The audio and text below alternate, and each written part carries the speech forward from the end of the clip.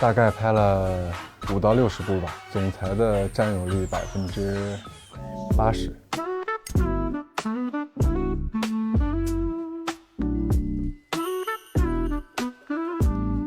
没有最霸的，只有更霸的，居高临下，把别人可能堵在角落里。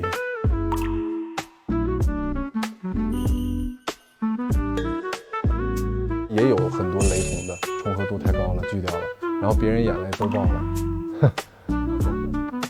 不后悔，因为这是提前料到的，这是我自己做的一个选择嘛。24年在拍短剧的时候，大部分的霸总很强势、很霸道的。我不记得我有没有这个台词，但是我印象中这个台词还蛮火的，就是比如说类似于“女人你在玩火”，很简单，把你给我，妹妹就有救。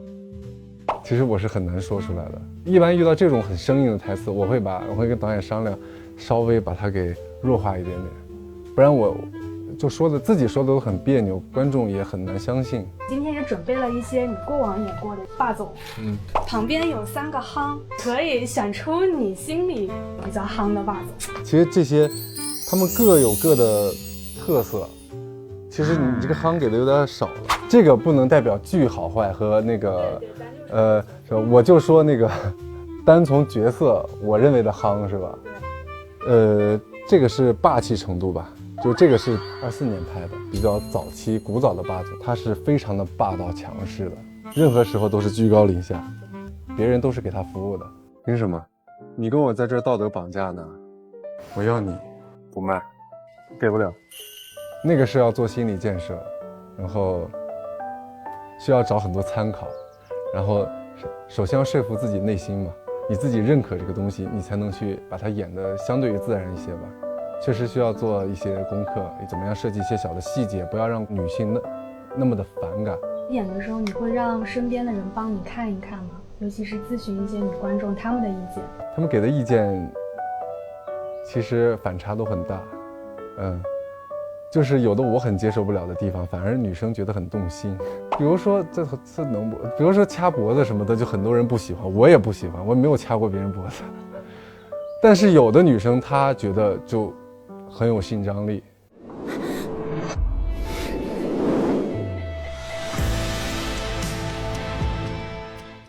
我放在这儿，这3个都挺夯的，就是对女性非常的尊重。虽然这仨都是身世比较显赫的，但他遇到女主之后，非常的会站在对方的角度去考虑。我觉得最写实的是这个季向东，他就像大家生活中看到的总裁的样子，也有淘气的时候，也有正经的时候，非常的生活，非常的立体。既然邱秘书这么多风流债，不差我一个了吧？真无语，发情期的企鹅求偶都比这有格调吧？我就是提醒邱秘书一下，剧情与时俱进了嘛，更加的接近生活了，演起来更容易一些，相对于。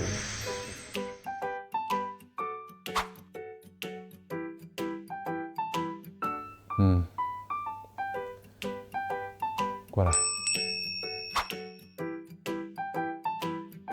过来，好凶啊！稍微要凶一点吧。那能那个有一点爱意的吗？哦，我跟他是有一些，我跟秘书有一些。对，咱不是演过这个邱秘书吗？这个关系是吧？啊，我在码字是吧？看到了。过来。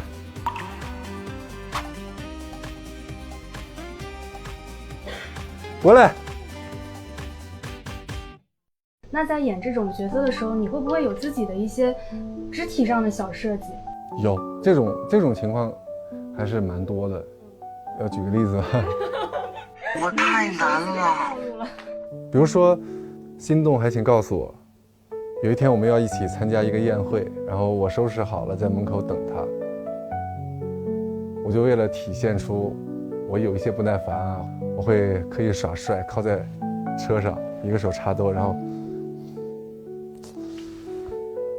后咔出来了，然后穿着很美丽的裙子惊艳到我了，然后稍微一个愣神，然后就等等类似于这种小的东西很多。其实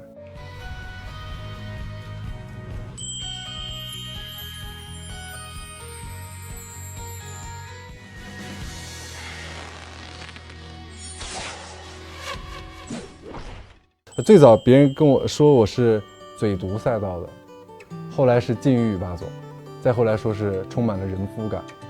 在我的赛道里，我没有让它变得过于熟练，还是保持一定的敬畏之心的。演霸总最忌讳的是这个油腻，你是怎么去处理你的角色，让你的角色避免进入油腻的状态？就我自己一直在告诉我自己，就是有的时候笨拙一些其实没有关系。就刚才说熟能生巧，如果你太熟练的话，难免会缺乏一种敬畏感，没有那种如履薄冰的感觉，我认为多少会有一些油。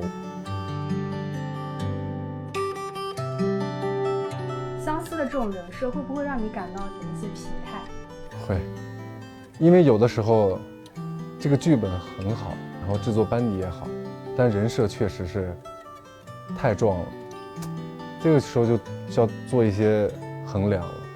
如果你不演，让别人演了，别人就会有一个非常亮眼的成绩。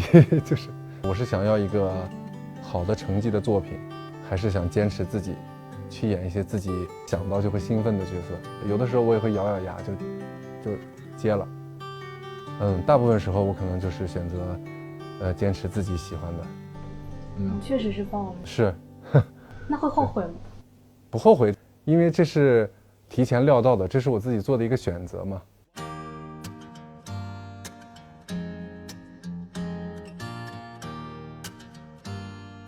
你平时会看这个榜吗？我不会看，但是我偶尔会刷到。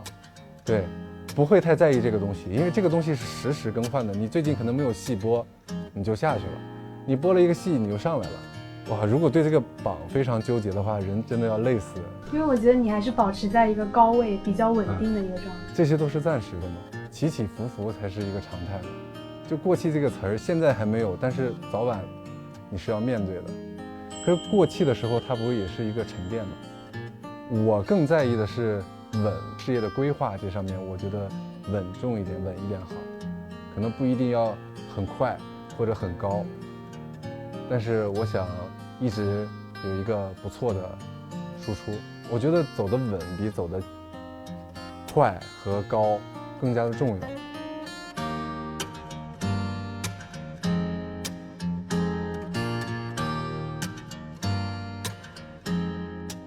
大家也说你平时生活当中是一个性格非常憨的，非常夯吧，还是非常憨？又夯又憨的一个人。我家狗不太搭理我，它走丢，它不是说无意走丢的，它是刻意走丢的，它是跟我生气然后跑了。当我找到它的时候，我害怕它不回来，所以我是非常好的态度，我说妞妞过来过来过来。然后当它被我骗过来的时候，它犹犹豫豫的过来以后，我就把它拴起来揍了一顿。